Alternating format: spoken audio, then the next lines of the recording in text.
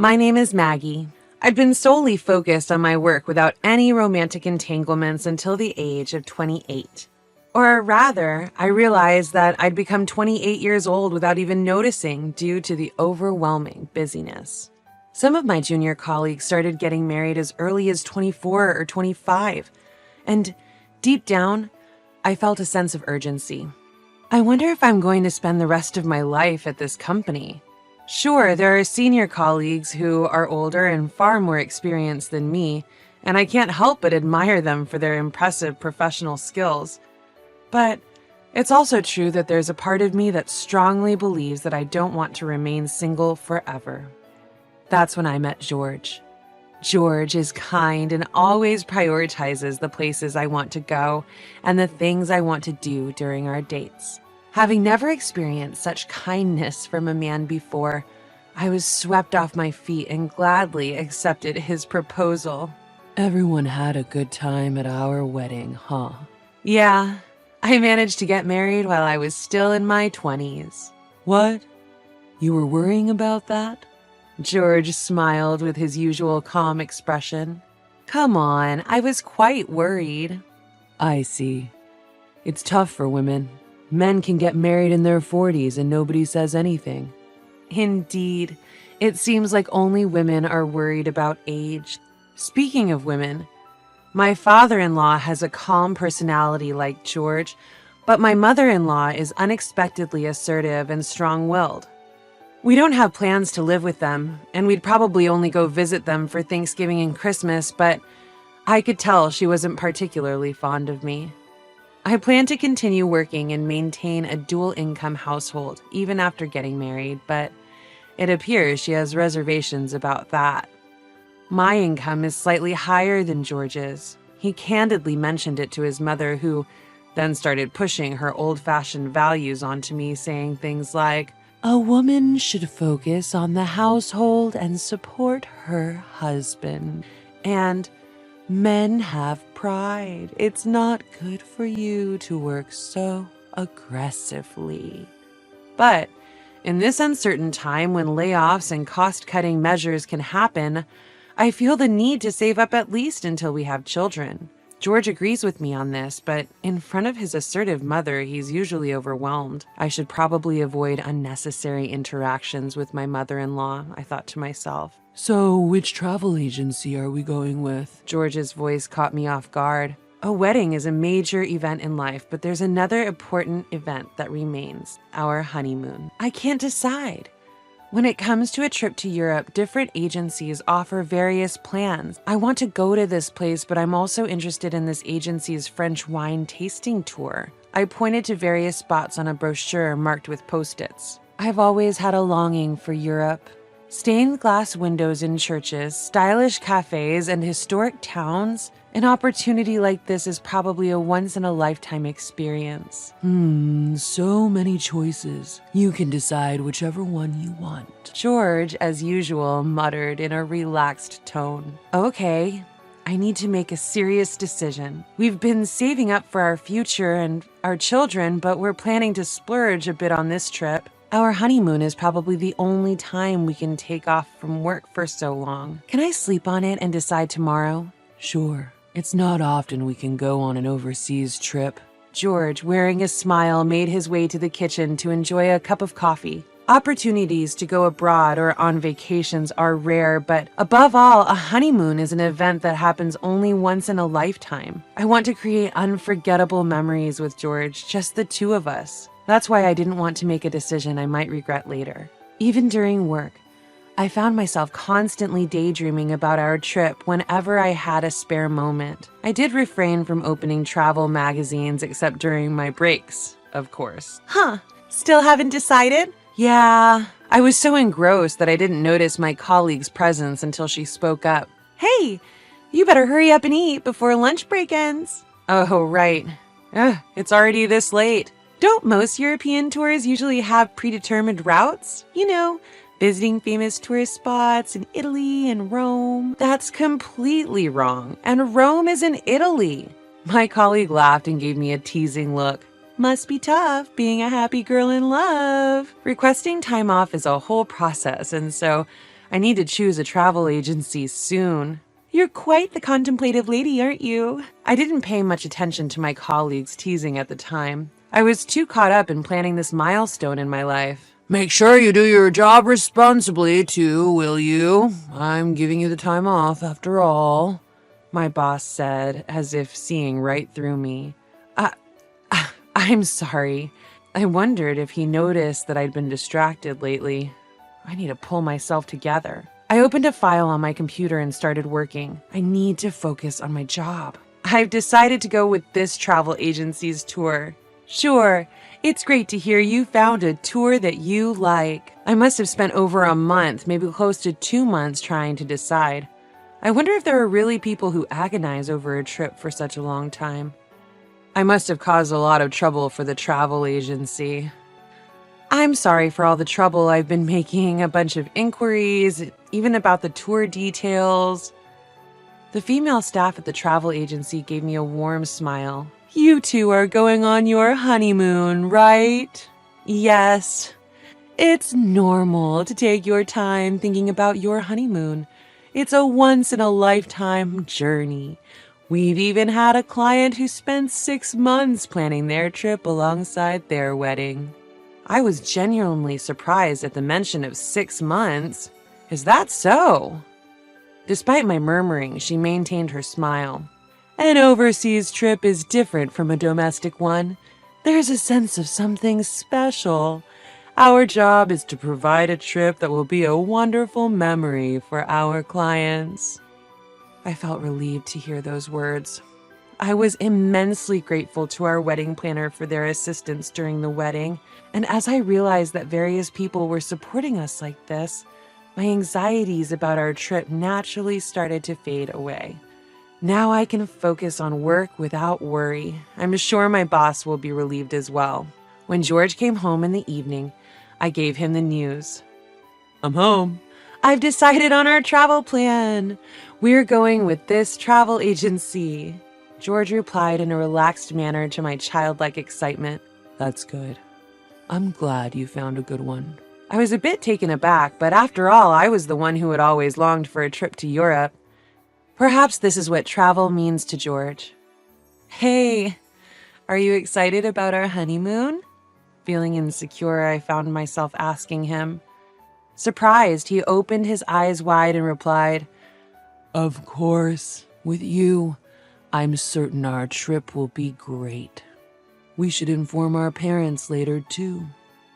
We spent the evening discussing our trip in detail. Sorry for the worry. We've finally decided on our honeymoon destination. I was so happy that I could hear it in my voice, even without realizing it.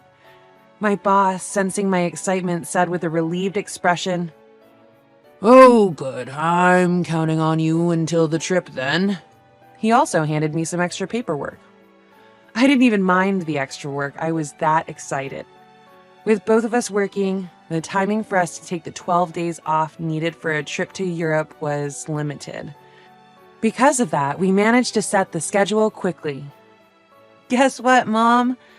I couldn't contain my happiness and immediately called my mother when I got home to tell her about the trip. That sounds wonderful. I'm looking forward to the authentic European souvenirs. Something authentic, huh? Maybe I'll look for something stylish, accessories or something. My mother seemed ready to happily send me off on my trip. All I had to do was pack. I've always loved packing for trips. I should also check the weather of the places we're going. Why does preparation for something fun proceed so smoothly? Unlike me, who's impatient, George, with his relaxed personality, seems to take his time with his travel preparations. A week before our trip, both of us had finished packing. Hey, can we buy a new suitcase? I was taken aback by George's sudden question. Suitcase? What's wrong with the one we have? Wait, are we going to repack everything? In response to my rapid-fire questions, George murmured, Well, not quite. I was thinking of preparing an additional new suitcase. It's true that the suitcase we have is of medium size and there's not much space left once we pack 2 people's changes of clothes and other necessary items, including a folding umbrella for the trip. We should have enough space to fit souvenirs for our parents and work colleagues, but if I come across a lovely antique or something, I might end up wanting to buy it. That might be a good idea. We could use one more. When we have to carry them, you and I can each hold one. Yeah, thank you. I was genuinely happy that George showed interest, as he rarely voiced his opinions during our wedding planning or previous trips. And then it was the day before our honeymoon. I felt my heart race with excitement as I realized that tomorrow was finally the day of departure. What if I can't sleep tonight? But it would be a shame to feel sleepy during the trip. While I was preoccupied with such thoughts, I heard the doorknob turn. I'm home. Hey, I'm worried I won't be able to sleep tonight because I'm so excited. George? George, with a solemn look on his face, started to speak.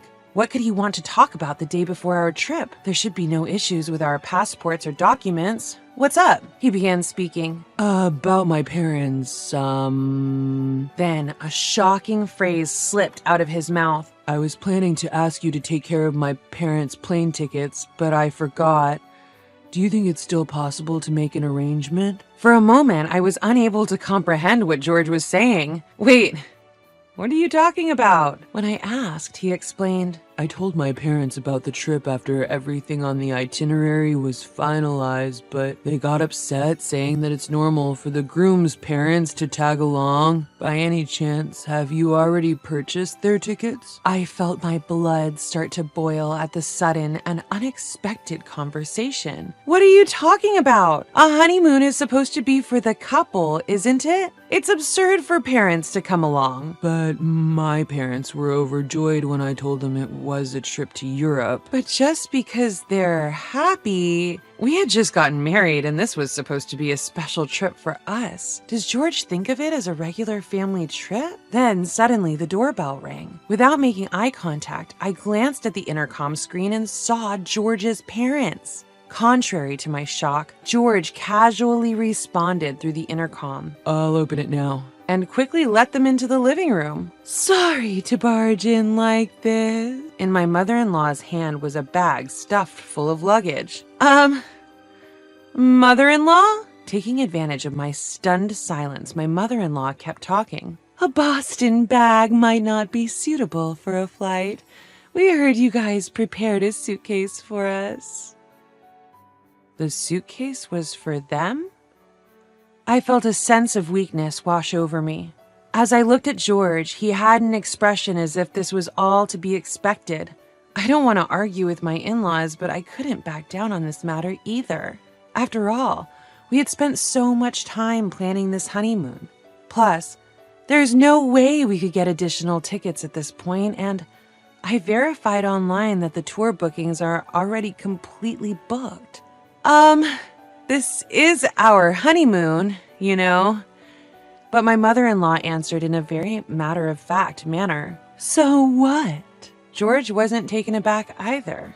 My father-in-law was standing behind my mother-in-law holding a huge amount of luggage. A honeymoon is usually just for the couple. In response to this, my mother-in-law replied, Didn't you come to marry into this family? It's only natural that a wife serve her husband's family, isn't it? I understand if it's a family trip, I would gladly go on the trip with the two of you, but a honeymoon is different.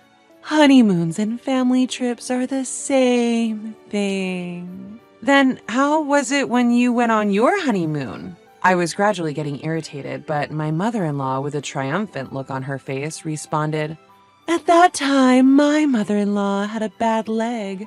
It's a daughter-in-law's duty not to push her too hard, isn't it? So you didn't take your mother-in-law on your honeymoon, did you? My mother-in-law was clearly displeased. I knew this would happen the moment I decided to stand my ground. What a difficult girl. We packed with excitement for our trip to Europe, you know. Excitement for our trip to Europe. Just hearing those words made all the struggles and joys I had experienced rush through me, and I couldn't help but feel tears welling up. Hey, Maggie, isn't it okay if they come? I heard George's voice coming from beside me.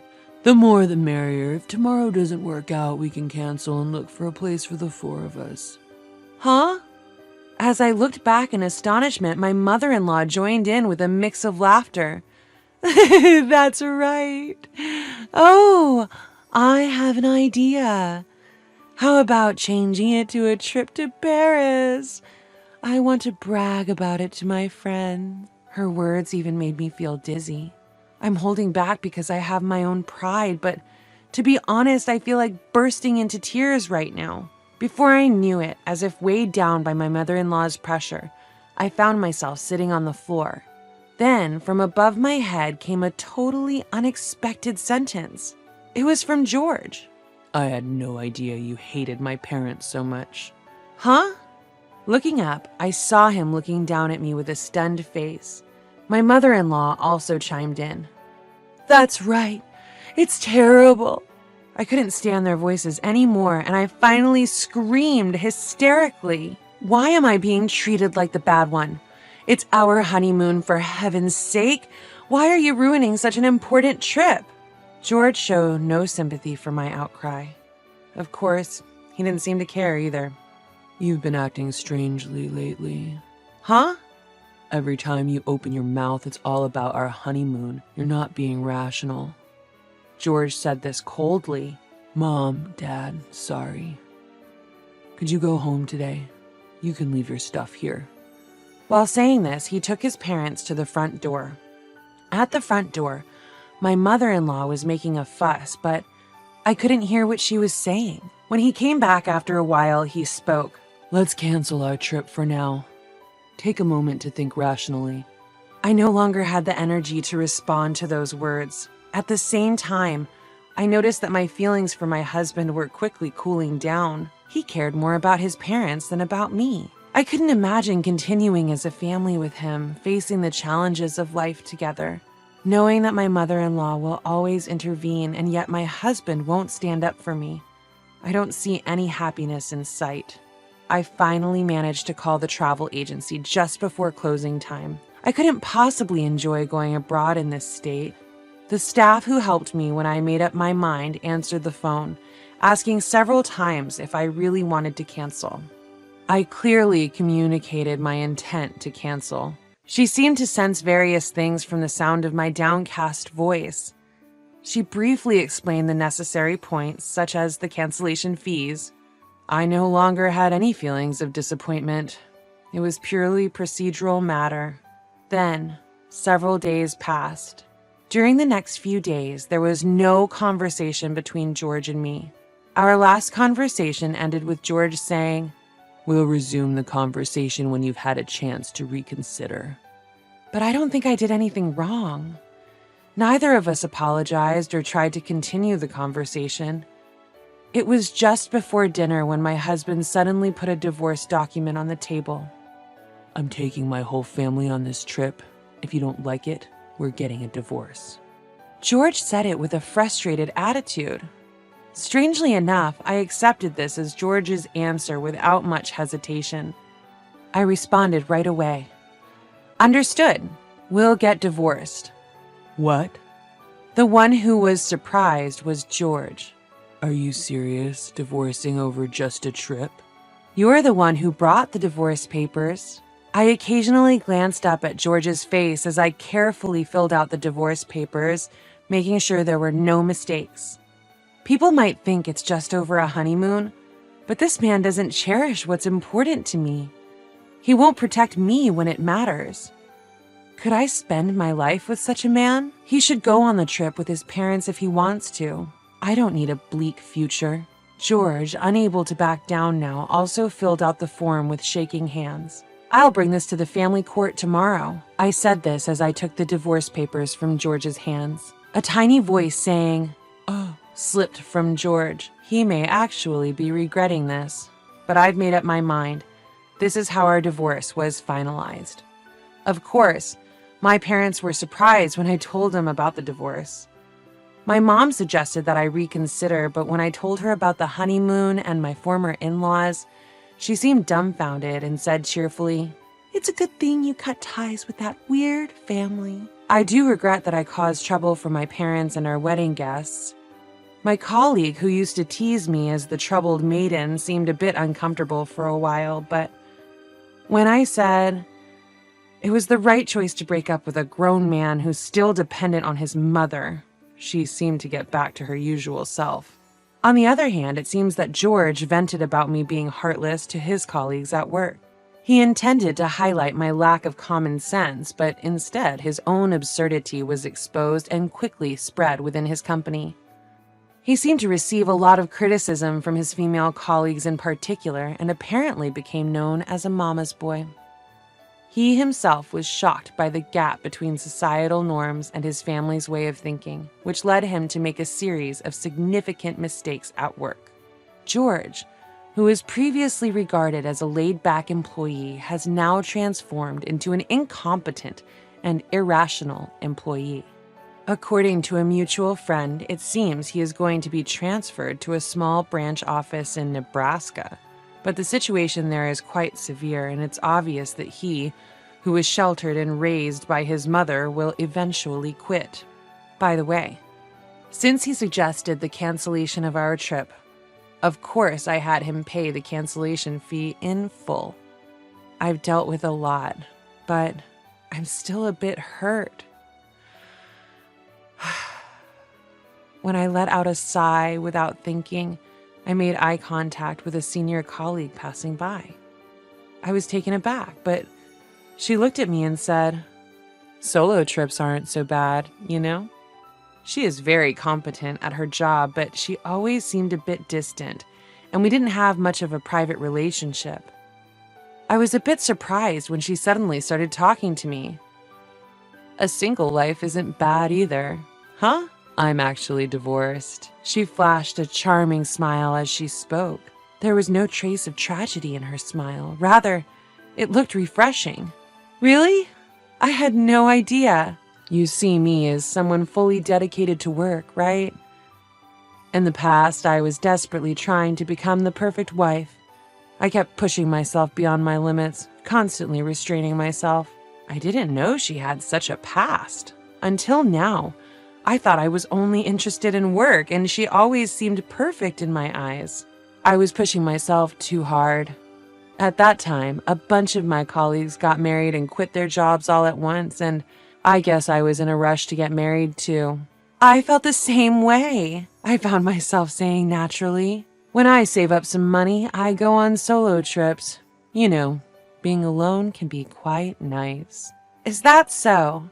Why don't you try it once you've saved up some money? Of course, I wouldn't mind accompanying you." I couldn't help but smile at her words, and before I knew it, we were both laughing. I realized I might have been shackled by society's expectations of happiness. I want to become a free spirit like her, not bound by anything. What is my happiness? Is it working? Or maybe having hobbies? Maybe I might find a true life partner. Someone who isn't my ex-husband. In any case, I have plenty of time to think.